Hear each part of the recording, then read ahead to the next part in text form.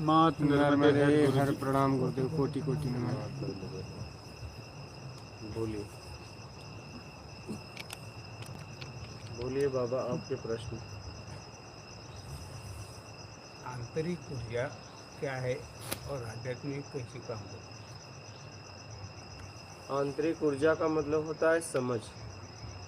आपके पास जैसी समझ है वैसी ऊर्जा से आप काम करोगे, और जैसा आपका बैकग्राउंड है धन से तन से ज्ञान से, वैसा आप काम करोगे। तो हमें ऊर्जा की इसलिए ज़रूरत है कि हम ऊर्जा में फंस गए हैं। क्या ऊर्जा की ज़रूरत इसलिए है कि हम ऊर्जा में फंस गए हैं। शब्दों की भी ज़रूरत इसलिए है कि शब्दों में हम फंस गए हैं। तो समझ, अपने समझ को विकसित करिए, समझ को बढ़ाइए।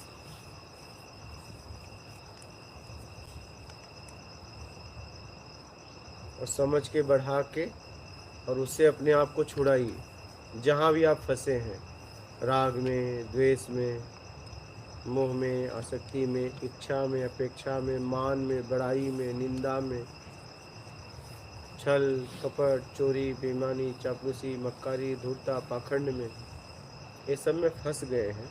यहाँ से निकालने के लिए आपको ऊर्जा की जरूरत है, और वो है समझ। क्या है?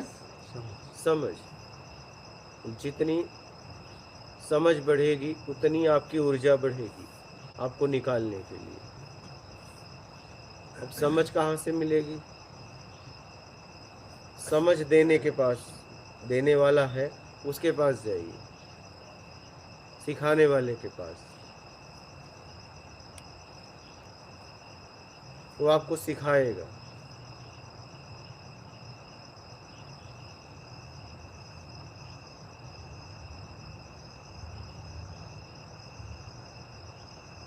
बात समझ रहे हैं बाबा?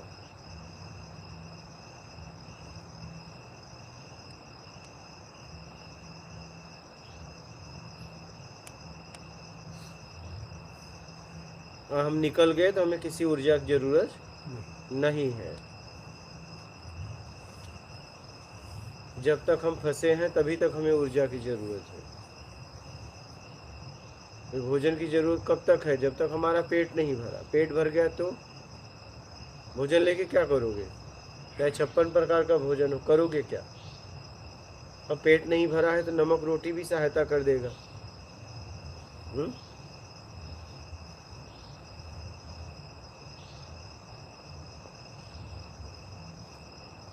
समझ को बढ़ाइए, समझ को विकसित करिए।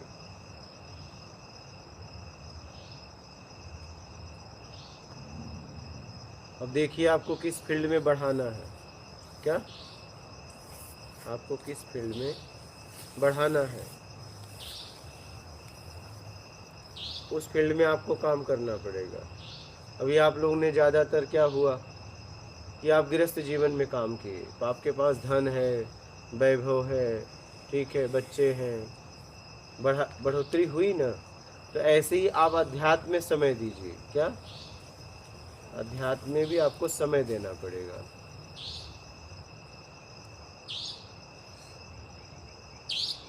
समझ रहे हैं?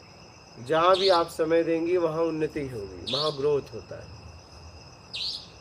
और जिस काम में लगातार समय देंगी उसी में ग्रोथ होगा, उसी में उन्नति होगा। पता चला एक दिन दिया या 2 दिन दिया, फिर 1 साल बाद फिर दिया, कोई मतलब नहीं है।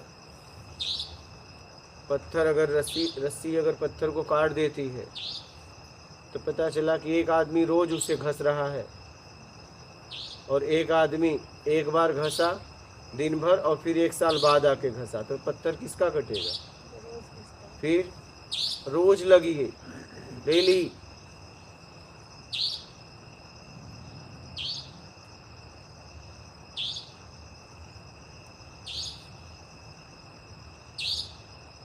समझ रहे हैं? रोज रोज समय दीजिए, सत्संग को समय दीजिए, अपने आप को समय दीजिए। कम से कम आपको 1 आध घंटे 2 घंटे अपने आप में रहना चाहिए, जहाँ कुछ नहीं हो, कुछ नहीं, बस आप, कुछ नहीं, ना कोई प्रतिमा, ना कोई मंत्र, ना कोई माला, ना कुछ नहीं, ना कोई किताब, कुछ नहीं, ना कोई और, ना कोई चिंतन, ना कोई मनन, कुछ नहीं, सिर्फ तुम।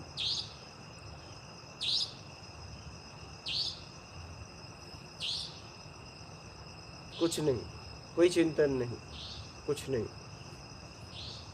बैठ जाओ अपने आप में, कुछ नहीं, कोई चिंतन नहीं, कोई दबाव नहीं, कोई संकोच नहीं।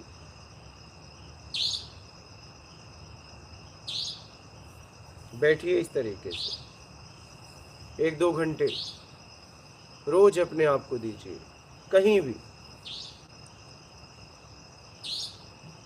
कोई चिंतन नहीं, आत्मिक चिंतन नहीं, कुछ नहीं, बस बैठ गए तो बैठ गए, बात खत्म। क्या जैसे भी बैठ लो, लेकिन लेटना नहीं है, वैसा नहीं लेट के, ऐसा नहीं, फिर आप सोने में चले, आराम में चले जाएंगे। आराम में भी नहीं कि चलो हम लेट जाते हैं और अपने आप में होते हैं, नहीं, फिर आप आराम में चले जाओगे। 1-2 घंटे रोज समय दीजिए, कम से कम इतना तो दीजिए। जहाँ भी रहिए, अपने घर पे रहिए, जहाँ भी आपको रहना है। और जीवन में जैसे जैसे आप भोजन करती हैं रोज, वही भोजन घुमा फिरा के है, उससे आपको शरीर को बल मिलता है, उससे आपको काम करने में सहायता मिलती है। इससे आपके लिए सत्संग बहुत जरूरी है। कब तक? जब तक आपका कल्याण न हो जाए, आत्मिक कल्याण, तब तक जरूरी है।